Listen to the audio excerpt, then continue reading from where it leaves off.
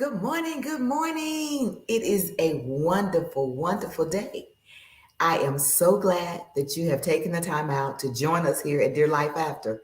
We are so excited because we know you could be doing so many other things than spending your Saturday morning here with us.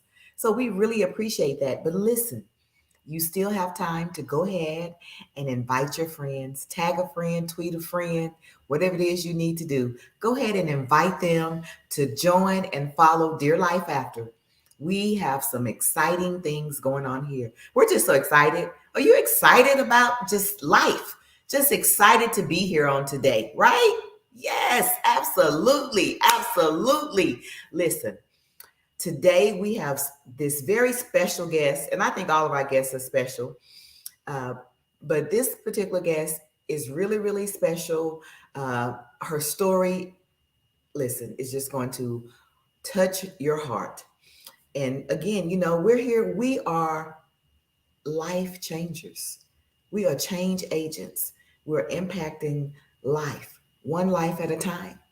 So listen, get ready to be impacted and have your life changed on today as we bring on our guest for today, Miss Heidi Dela Cruz.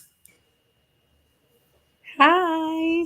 Hello. How are you today? I am so honored to be here. Thank you so much for inviting me on. Absolutely. Listen, I was just so elated because, so often people forget that networking is so important, you know. So the way that, that we were connected uh, was just, it was just amazing. God always knows what to do and when to do it, right? Yes, amen. That is so true. Yes. So, I was actually reading uh, your bio in regards to your website and everything and it was just I was just so touched and amazed by things. So in actuality, you grew up and your parents were actually immigrants. Is that Yes, correct? that is correct. My parents came in the 90s from the Dominican Republic. Okay. Okay. So them coming over, how was that? I mean, did they come over the proper way per se or They did. So my mom was actually living here first in the United States after she got pregnant with me. And so they were kind of like debating, like, okay, are we going to raise our family in the Dominican Republic or are we going to raise our family here in the United States? So they decided to the United States. So with that, my mom went into in petition for my dad, her husband, or my dad and her husband, petition for him to be able to live here and move here to the United States. So they went through that whole immigration process, which was, I want to say, a little bit easier than what it is nowadays. So they were able to do that. He went, they did the whole appointment and the interview to confirm that the marriage was legit, but she was already pregnant with me. So it was just like, how more real can that be? So then, they moved to New York. They lived in New York for about 3 months, is what my dad told me. And then he actually was in this tragic experience where he was in a bodega, which is like one of those small corner stores, and it was robbed, and like they like stuck him into a freezer, put a gun to his head, and he was just traumatized, and he was like, no, we got to get out of New York, like this is not a safe space for to have our family. And at the time, he had a friend who lived in Michigan, and his friend told him like, "Hey, there's a lot of jobs here in Michigan, factory jobs.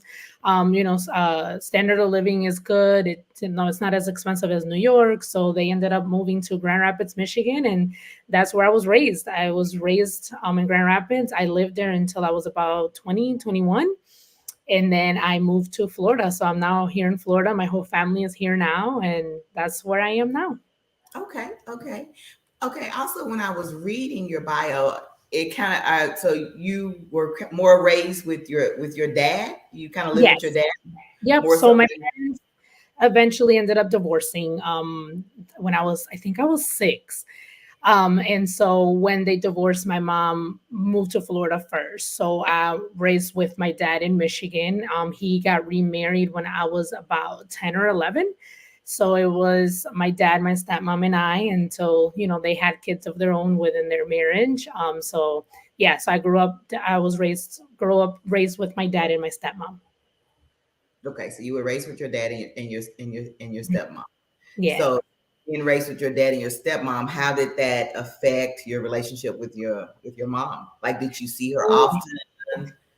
So this is actually very deep because yes, I did eventually. I would go to the summers to Florida to visit her. However, her and I did not have a strong, like, good mom daughter relationship. And my mom passed in 2016, and about a year and a half before she passed, she actually got diagnosed with bipolar disorder. So pretty much she had it her whole life and no one knew. No one, she never got treated. Her family would just call her crazy and things like that. So once she was diagnosed with bipolar disorder, and even me getting my bachelor's in psychology, it kind of like, oh my God, everything makes sense as to, like, she was never able to have like a proper relationship with anyone, Mhm. with her mom, her family, with me. She ended up getting divorced with my dad and never ever able to get remarried. And so just a lot of the stuff that, like, I went through with her, it made sense because of her diagnosis. So we didn't have that like really close relationship like that, like mother daughter. So it really did affect me a lot. There was like certain situations that I went through with her that, like after like going through therapy and everything, I was just like, oh my gosh, like there's just a lot of inner work that I have to do. So yeah, so it was just hard having a relationship with her, to be completely honest. But regardless, like, I don't hold anything that happened against her. Like, I, even though Right. if she passed in 2016, it was just like that was still my mother. She still brought me into this world. She loved me the best as she could, the best as she Absolutely. knew how. So I'm very understanding in that aspect, although there is still just a lot of things that I need to work through because of my upbringing, not really being, what my therapist told me was like, she was supposed to provide a safe environment for me, but unfortunately she didn't and couldn't. So it's just like, things like that that I need to work through. But again, I don't hold it anything against her. If anything, like, I use my story with what happened to, like, educate others and just, share Right. like what it's like, to live with someone who does have mental health issues. And it did go undiagnosed. And it was because of, like, that taboo that there Oh, is absolutely. with mental That health. time frame, that in life, it would, like you said, it was, people would say, oh, they're crazy. Crazy. Yeah. Yeah, I mean, that's, you Yeah. know, mental health awareness was definitely not the same No. in those days at all. But did that give you a drive to maybe want to advocate for mental health, so to Oh, for speak? sure. Yes, yes.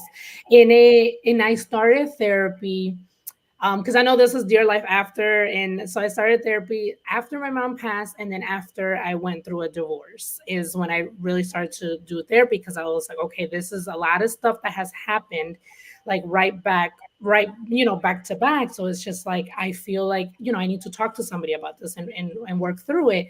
And so when I started therapy, and the therapist was able to help me see certain things and understand certain things, like why I was angry all the time, where my depression and anxiety stemmed from, all these triggers too. And so after that, and after getting that clarity and some tools to be able to cope, I was like, okay, everyone needs therapy. So I just became like a therapy activist. I write a lot about my mental health and the stuff that I do, the books that I've read to educate myself, and that has helped me understand certain things. So yes, I definitely became a mental health activist. Again, I ended up pretty much doing the whole psychology degree because of my mom. Like, I just wanted to understand more, like, where does bipolar disorder come from? Like, where, like, what is our, human behavior?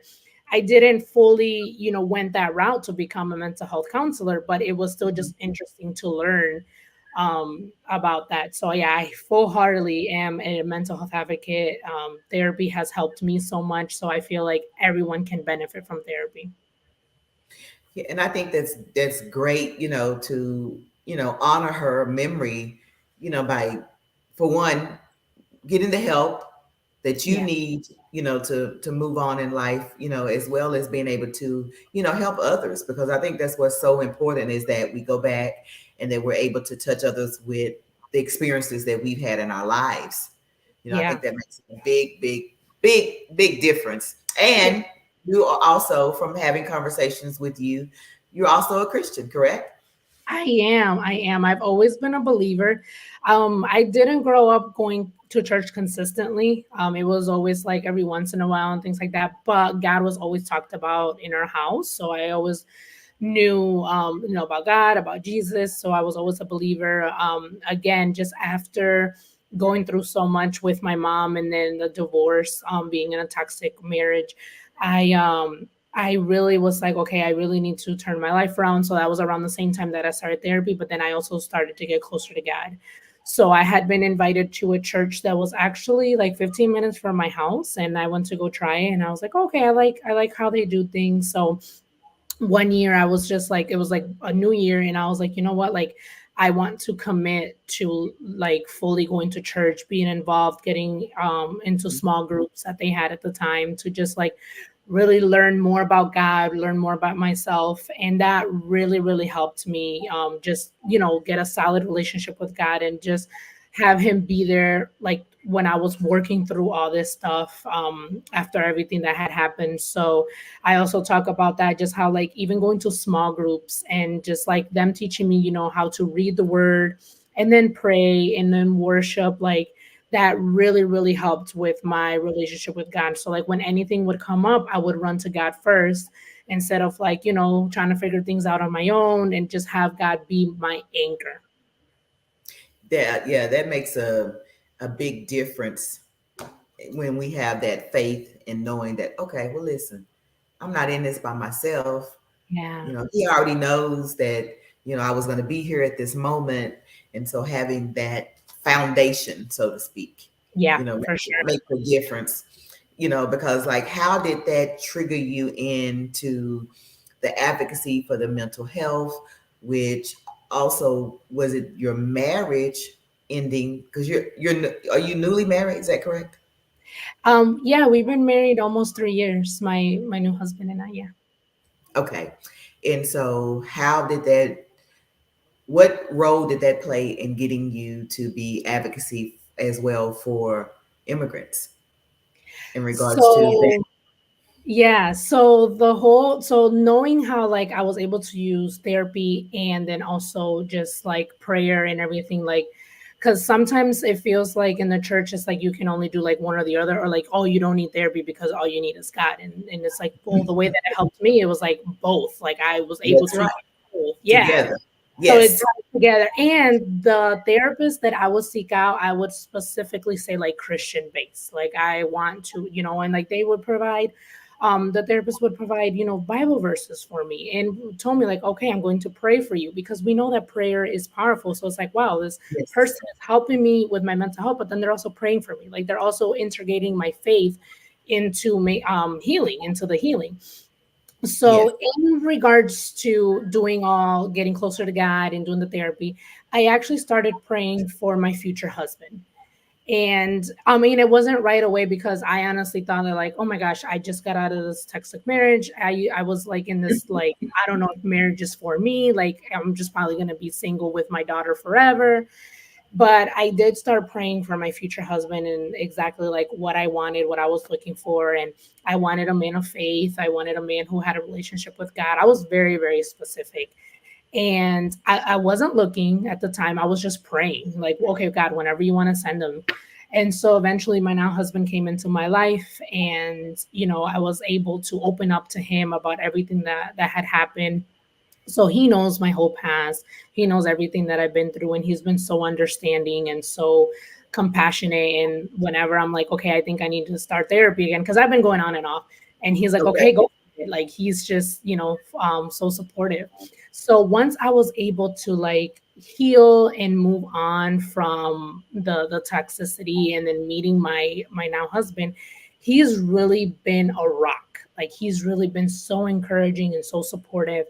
That's And awesome. so he's the one who's actually been able to help me do what I do now, which is the podcasting, writing, and What else? And then actually teaching others how to launch their podcasts is because of his encouragement and his support. So in 2019, I went to a women's life conference, and the host, she had a podcast. So I had followed her podcast since then. And I was like, oh my gosh, this is so cool. Like, she talks to people about the good things that God is doing into their life. She talks to authors and her friends. I was like, I kind of want to do something similar. Like, I had already listened to podcasts like years before, and I just loved the whole concept of it. However, I wasn't, that's not how the immigration came to be, because when I finally was like, okay, it's 2022, I still in my heart to launch this podcast. God put it there for a reason. So I'm going to start. So when I was actually researching on like how to start my podcast, as a writer, I write on medium.com, and I came across this article. It was an immigrant. She came from Kenya, and she was talking about how each culture shock really diminished her confidence here in the United States. And I was just like, oh my God, that's so sad. Like, people don't talk about that. People don't talk about Right. like what actually happens when immigrants get here. Like, who helped them? How do they navigate a new country? Did they come knowing the language? Cultural shocks, like we don't talk about that. So Right. after I read that article and it impacted me, I asked my husband, because he came from the Dominican Republic when he was 9, and I was like, do you remember when you first got here? And he was like, very vividly. I remember how I was feeling. I remember like everything. So as he was telling me his story, I was like, oh my gosh, like that's a podcast episode right there. Like, just everything that you just said. Like, this is what I want to Right. do. I want to talk to immigrants. And then I was also thinking back about my experience, like growing up with my dad and him not knowing the language so well. Like, he was like, he's like, I can talk it. So, like, with his deep accent, and people would like, understand him. But he was like, but when it comes to like them talking to me, they talk so fast that I can't understand. So, like, I just remember like That's funny. to translate for him and read documents for him. So I was just like thinking about my own experience growing up with immigrant parents and having go to doctor's appointments for him or scheduling doctor's appointments for him. And so I was like, this is what I wanted to be. So I started with friends and family. Like, literally my neighbor is from Venezuela, and my whole family came from the Dominican Republic. I have friends from Puerto Rico, from all over, right? So I was like, okay, I'll start with friends and family. And literally that's all we talk about. We just talk about like how it was when they first moved here, how was the process. Um, because there's a lot of misconceptions about what actually it takes to come to the United States, and it's not as easy as Absolutely. people think. So it's also providing just that education of like, how do people actually get here? Like, what is the process that they got to go through? And it takes years. It takes years for them to actually like go through the whole thing to be able to come. So that's how that got started. I'm very grateful that God has provided me, this type of platform to be able to talk to people from all over the world, learn about their cultures, and just see them as image barriers that they are. They are also made in the image of God. A lot of them, bring their own faith. A lot of them do believe in God and Right. things like that. So it's been so amazing. So, with the different cultures, what have you found to be the commonality from, with everyone in regards to coming here? Whether they're from Yeah. Venezuela, whether they're from the Dominican Republic. So the commonality is just has always just been a better life, really, because there's just so many opportunities that the United States has that other countries don't have. There's a lot of freedoms that we have here that other countries don't have.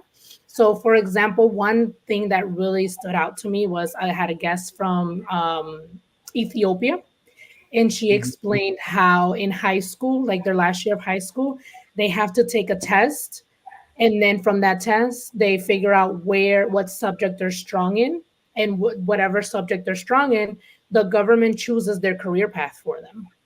So Oh, for example, if they're good in science and math, they will put them as an engineer, or they'll put them as doctors. So like the government chooses your your career. your path in life. Okay. Exactly. And so she was just very grateful that one, so she came to study here, to do college here. So she had already done the test in high school and everything. She Right. came to for college, and she was just very grateful to be here, to be able to choose her own path as to like what she wanted to do in life, not have Right. someone else tell To have her. a voice.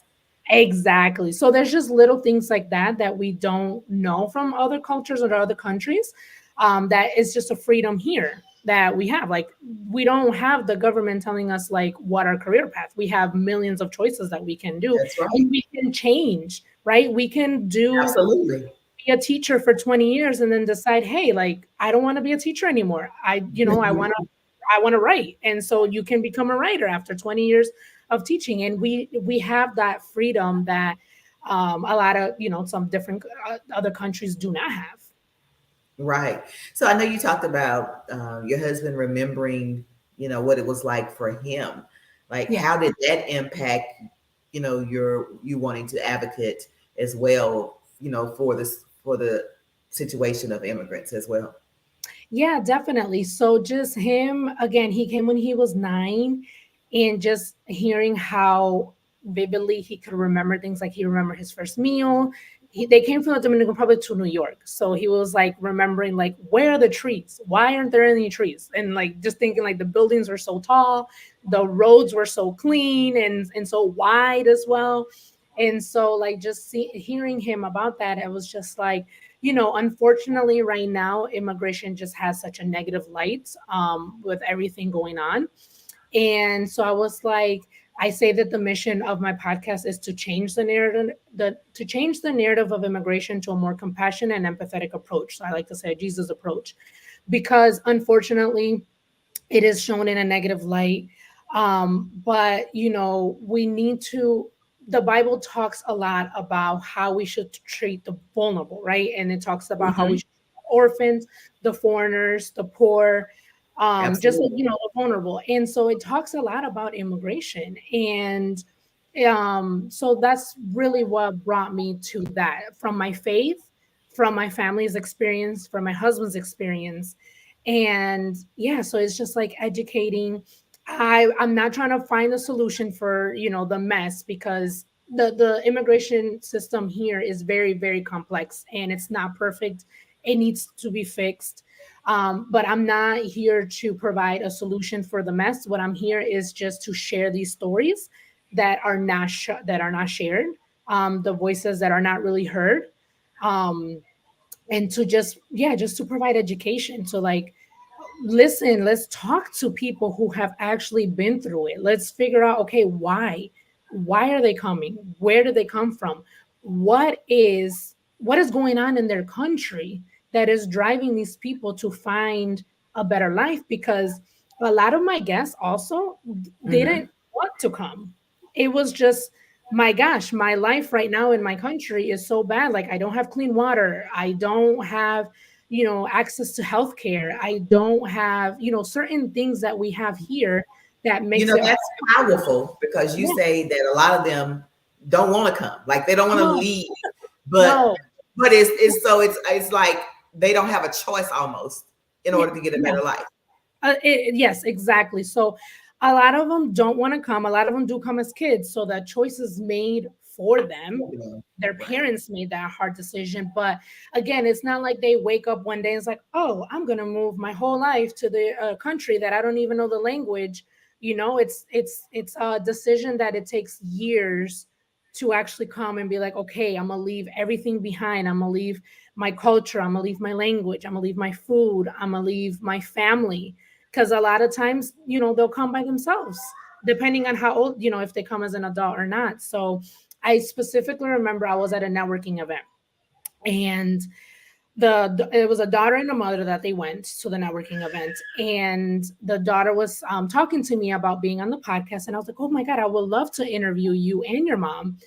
They had came from Romania, and Okay. I don't know if her mom was triggered, but her mom just kept repeating, I didn't want to come. I didn't want to come.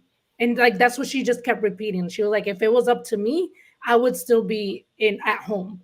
And I was just like, oh my gosh, like that is actually very common. Like there's a lot of people who are just like, we felt like we had no other choice. Like this was what we had to do to better our life and get into whatever and get out of whatever situation that they were.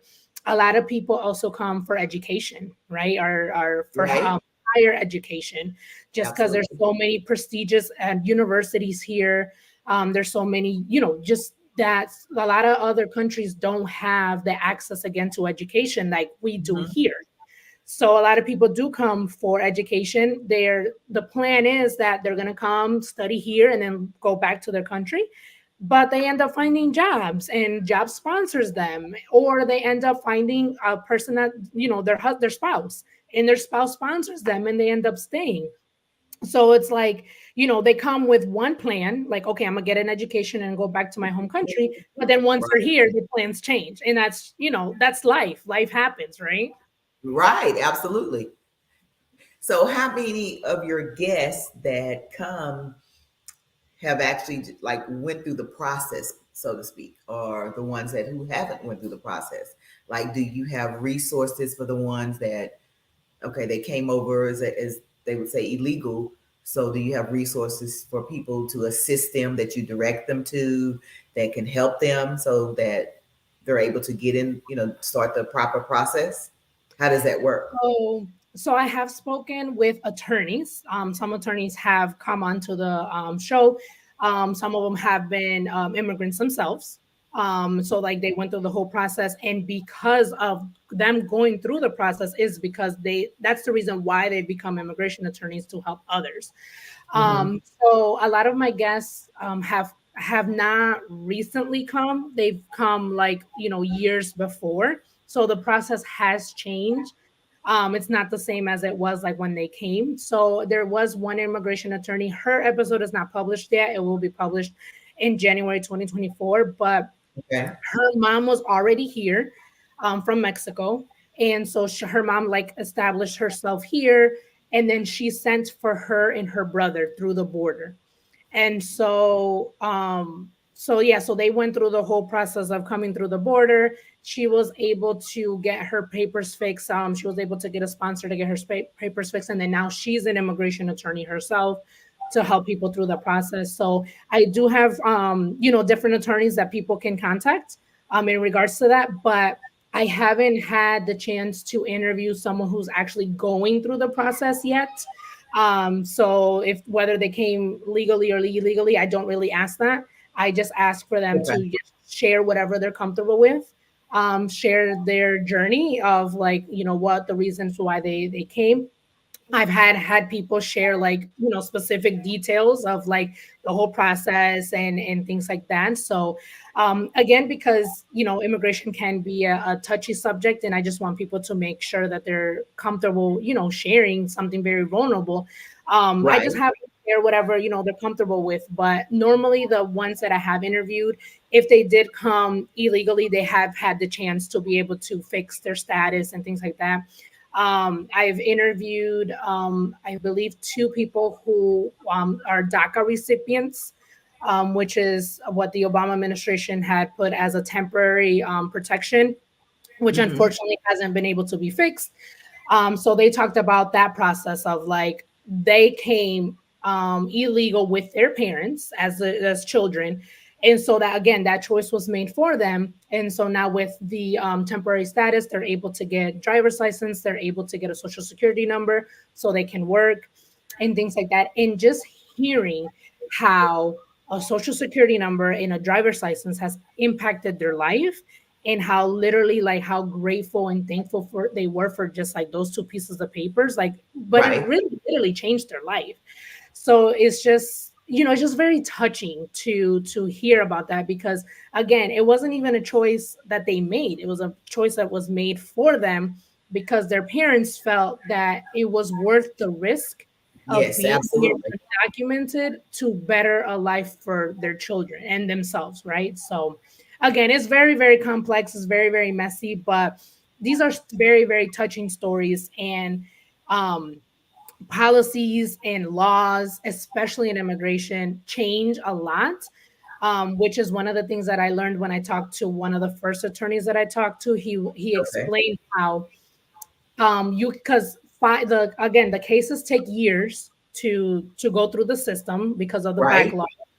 So he was like, I can file a case this year and it's, good for the policies that are in place this year, but a judge may not get it to his desk in 4 years. And we know that our administration changes every 4 years, so they can change the policy Absolutely. law. So like that's not that case is not valid anymore if they change the policy. So that judge has to see that case with the policy that is currently in place, even though it was active and good 4 years ago. And that blew my mind because it's like Yeah, this that's person crazy. this person had a legit case, but because policies change all the time, it may not be legit anymore in 4 years. And I was just like, that is that it was heartbreaking for me That because is, these that's heartbreaking. Yeah. yeah, Imagine the person that's dealing with it at that time. So there's a yes, question exactly. that says, how has the immigrant experience impacted like their sense of identity? Oh, that is a big thing. That is really, really big, especially if they're undocumented. A lot of people just like to stay under the radar. They don't want to be seen or heard or known because if anything happens, in like they can, they're afraid of being deported. They're afraid of Right. going, leaving the country. And sometimes a lot of them don't know another place. Like, so they're let's say they came when they were younger, their parents brought them, right? They grew up here, right? If they get deported, they're going to go to a country that's not their home, that's not like what they grew up knowing, right? What they're familiar with. Yeah. Yeah, one that they're familiar with. So yes, it's a lot of identity crisis that people have when they're in that situation. And a lot of, I remember one guest, her family, her sister had petitioned her family, so her sister petitioned her and her parents, and I think it was the lawyers fault, to be completely honest, because there's a lot of lawyers unfortunately out there who are not there to help people. They're there just to take the money, unfortunately. Oh, So wow. when they were filing the process, everyone's papers came through. Her parents came papers came through except for hers. And so they were like waiting and waiting, and the attorney couldn't figure out what was going on, why she wasn't getting her paperwork. And so they ended up going to a different attorney. And when they looked at the case, the attorney was like, "You have an order of deportation on you right now." And she was like, I think she was like 16 years old at the time. Oh, And so wow. she was just like, she's like, I wanted to disappear. I wanted the earth to just like take me away because I was so afraid of being deported and not be able to see my family. So she was like, I literally did not talk to anyone. I literally like just didn't like, like she just really like hid herself pretty much. Like she didn't want to talk. She didn't want to cause any attention to herself. Fortunately, she was able to fix the situation with the new attorney, but it was just such a huge traumatic experience for her, thinking that like at any given moment I'm going to be deported. So it was just like that fear that she was living in the back of her mind. And it's like, man, like no one should have to live like that. Correct. Yeah. When we think about when we talk about trauma, I just can't imagine because we take so many of those things, like you said, the driver's license, the social security card, things like that. Those are things that are just we take for Yeah. granted. Because we're going to get a driver's license, we're going to get a social security card, so we don't even think about what that means to someone else, so to Yeah. speak.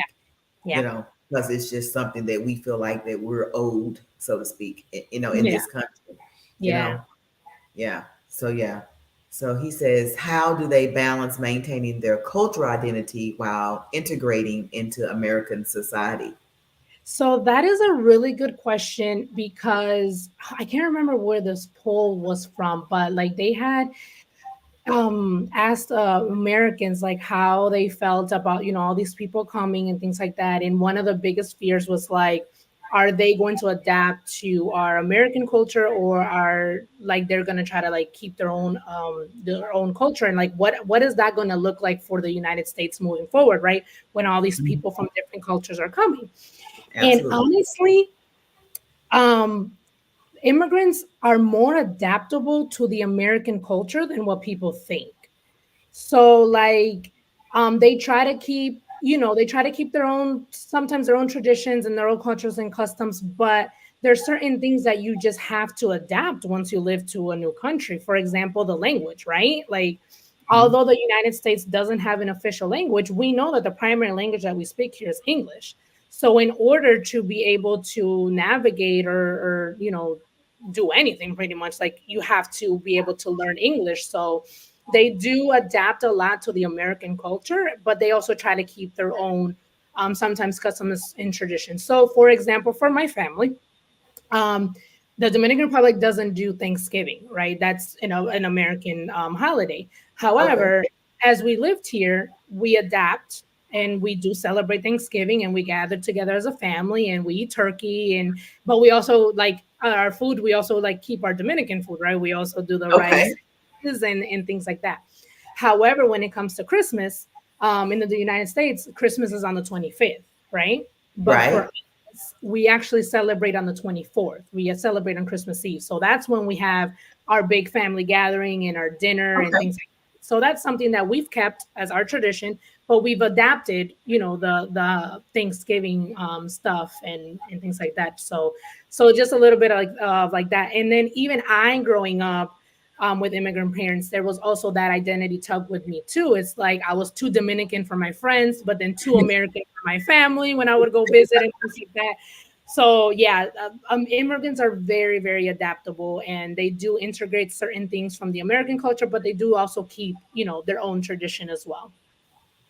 That's that. Yeah, that's good to know.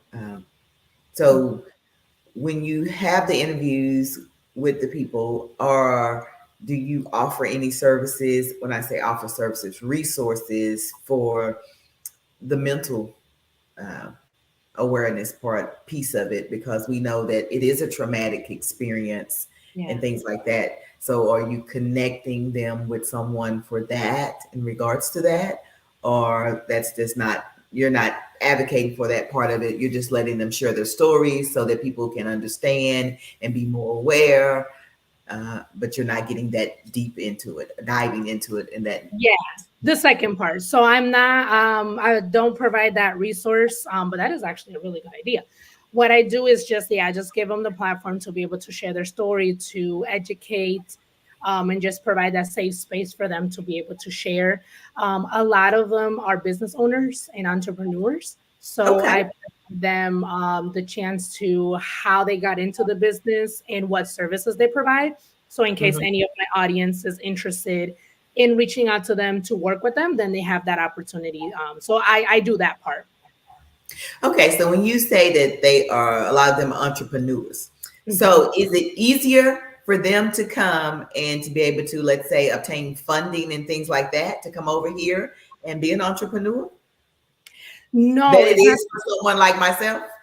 No, it's not that it's easier. It's just like, I mean, I don't know. I don't know why they are. The majority of them are entrepreneurs, but they are, which is crazy because of the whole misconceptions of like they're coming to steal our jobs. But it's like the majority of the people that I ask are, again, entrepreneurs. Like they have their own business.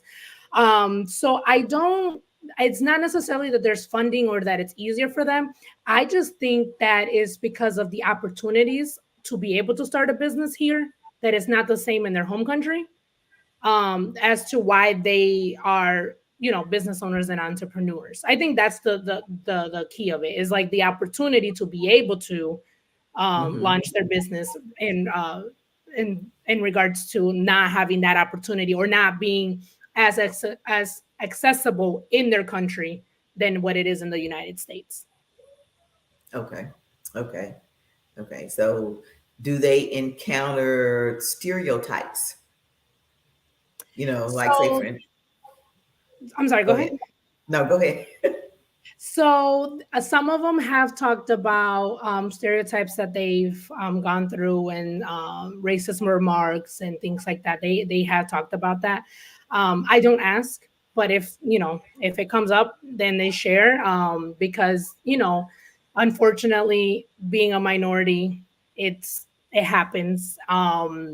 And so, yeah, so some of them have talked about it, some of them don't, but it also really depends on where they land in the United States. Because, for example, I had a guest, she came from Cuba, and they Hmm. ended up in Miami. And we know that Miami is full of Cubans, so they were like right in with their people. So there's that. But then there's I also had another guest I just recently interviewed. He was a child of immigrants. They came from Trinidad and Tobago. His episode is not published yet, but he was telling me how he grew up in South Florida, same. And he was like, Hmm. I grew up with a mixture of people from Puerto Rico, from the Caribbean, from Jamaica. And he was like, I thought the United States was like this. I thought it was just everyone was all together in a mixture. And then it wasn't until he got to college that he was like the minority, like, like he was like, where are my peoples, like, right? So like that was a cultural shock for him. Being so it also really depends on where, right, you land in the United States, because there are certain cities where there is a mixture of different cultures, but then there's our Absolutely. cities that are, that are not that mixed. So I guess that would be my question. So how do they determine where they're going to land, so to speak? Some of them have shared, where was it? Oh, the one who was like that I met, the mother and the daughter. She Hmm. explained in her episode that it was, they literally were just like looked at the map and then they just pointed, and then that's where they ended up. It was they ended up going to Missouri, like right dead in the middle of the United Oh, States. wow. Yeah, Okay. and so if they're coming for college, they sometimes go through an agency, and the agencies helps them figure out what state to go to. Some of them have family here, so they'll live in the state where there's family. um, and then some of them, I honestly, I didn't ask, like, oh, how did you guys choose which state to come to? And Like how did you guys end up in New York when you my were? mom had family in New York. Okay. Okay. Yeah. Okay. Hmm. Hmm. Okay. So that makes sense. That Yeah. makes sense. So, what would you tell someone who has dealt with this, whether in family, in regards to the mental health piece? What kind of advice would you give them in regards to, their road, or things that you think that they should do in Yeah. regards to dealing with the situation on the mental health side of it? Yeah, I always like to share my experience first so they can see how therapy has helped me. And then I would suggest to them to find a counselor to be able to help them. And even in my experience, like, I didn't connect with the first therapist that I had. So it took me a few counselors or therapists to actually like click with someone. Mm-hmm. And so I let them know that, like, okay, you may not click with the first therapist that you have, and that's okay. Try a different one. And there's also different resources too. So like I the therapies that I have done, the majority of them have been through my employer's EAP program or employer Hmm. assistant program, where Yes. they provide a number of sessions per year. So, for example, my job with their program, they provide up to 8 sessions per year. So I would tell people to take advantage of that. Like, see if you can find a counselor that you can connect with and click with, and do it through your employ. If you're an employee, do it through your employer's EAP program, and figure that out, because there are different resources available for people to get mental health therapy and things like that. So that's what I would do, is just like share my journey, how it's helped me, and then share the different avenues that I went through, and see if any of those can help them. Absolutely. Absolutely. So, I mean, I guess that's the other thing, in knowing and telling them that, you know it's because you've come here, and it's not the best experience, so to speak, for them. uh, that there's still help, Yeah. for them to navigate through and still have a good life. And you sharing your story and the stories of other people who have come here, I think it's just awesome. It's just amazing in Thank you. regards to being able to, shed the light so that people can have compassion and Yeah. not having it in such a negative uh, Yeah. light in regards to it. Like you said, most of the people are like, I didn't want to come here. Like Yeah. it's not that they came because they just wanted to, you know. Yeah. Um, so there's a question: do you feel that immigrants are more inclined to save more of their finances and not spend it unnecessarily? Oh, that is a really good question, and I think it depends on what country they come from, Oh because wow. yeah, Okay. it really does. Because again, the financial system here is different than in the other world. But from what I've heard in regards to, and even from my own family, like it's just is different. So I don't even know how to say. I feel like it's a challenge for them to like actually know like that you can save or that you can invest and things like that. So it may seem like they just do want to just keep their money, because it's like I don't know like what I can do, or that I can save it or invest it, or they probably come from a mind of scarcity. So like they didn't have a lot back home, and then Hmm. like now they have the opportunity to have more. So Right. it also just depends on where they came from and what their situation was back home. Okay. Okay. Yeah. Okay.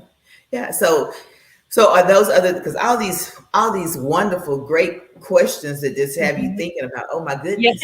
And I know that we talked about, for you and your podcast with, shedding the light, it's about the Jesus approach, so I don't know if this has, put some things in your head about, oh well, you know what, maybe I kind of want to branch out and kind of add some pieces to what I'm doing in regards to the immigration process. I don't know if you want to advocate that far, but Yeah.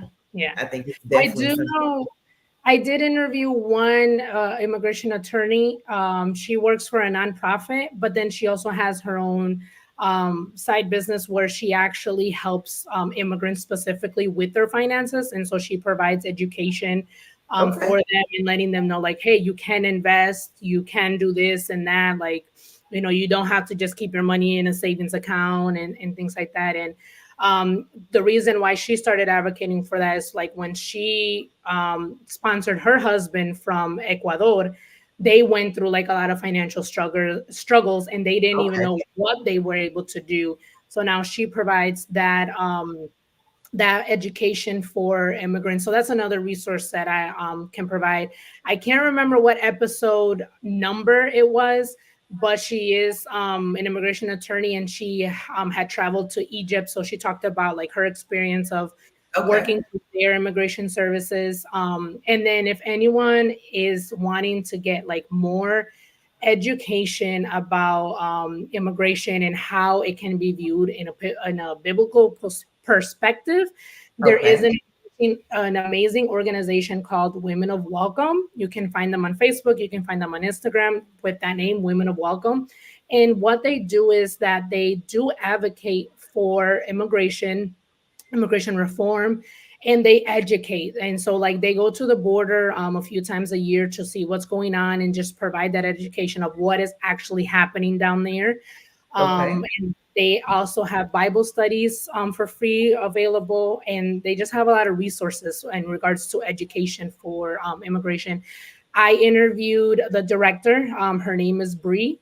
Okay. Her episode is on my again on my podcast, and she really goes into details as to like what they do, how they got started, and things like that. So that's definitely another resource if people want more education about immigration.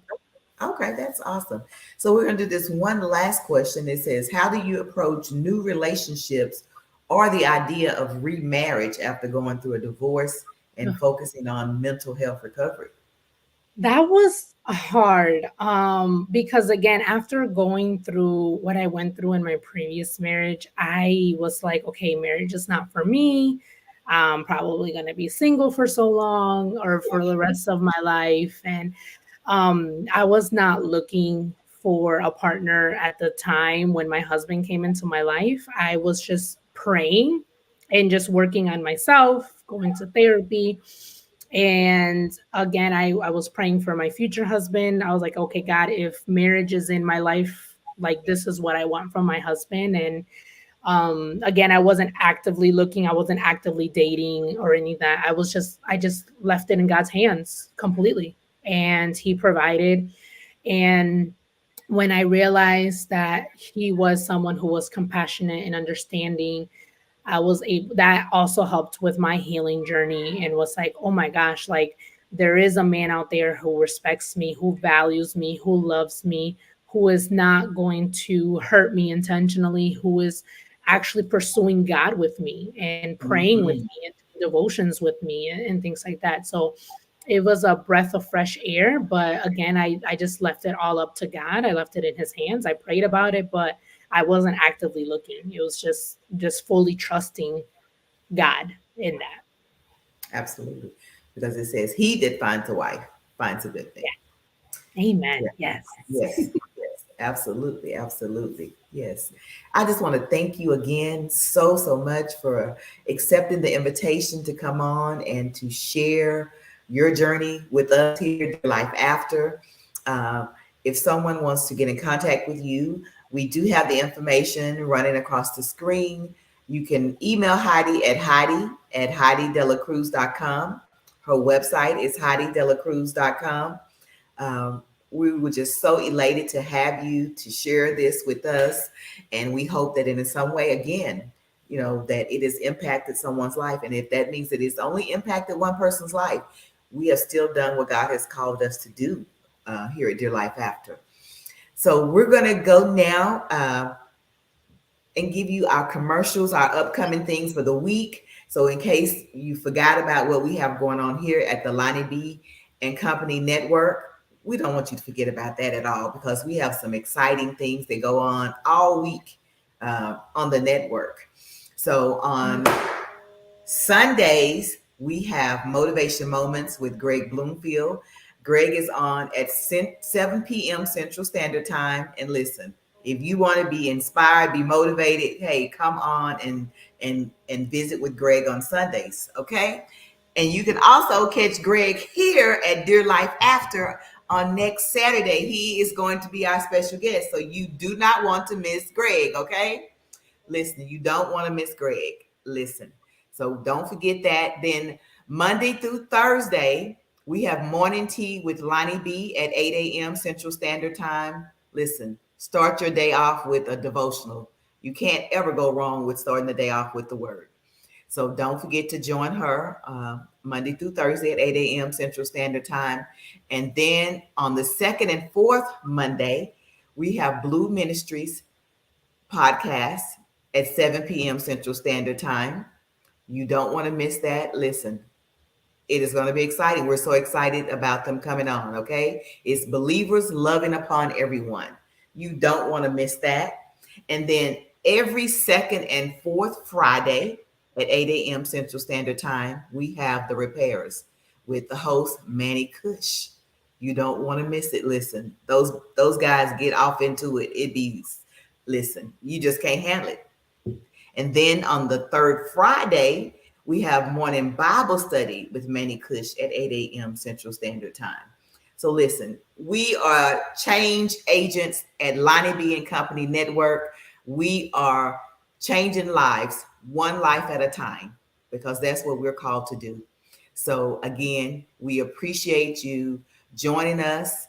So please like and follow all of our pages on all the social media networks, the Lonnie B and Company Network, as well as Dear Life After on Facebook, YouTube. Just listen, support. We appreciate you. We thank you again for joining us, because you could have been doing something else on today, but you chose to spend time with us. So, as I always say, make it a great day on purpose.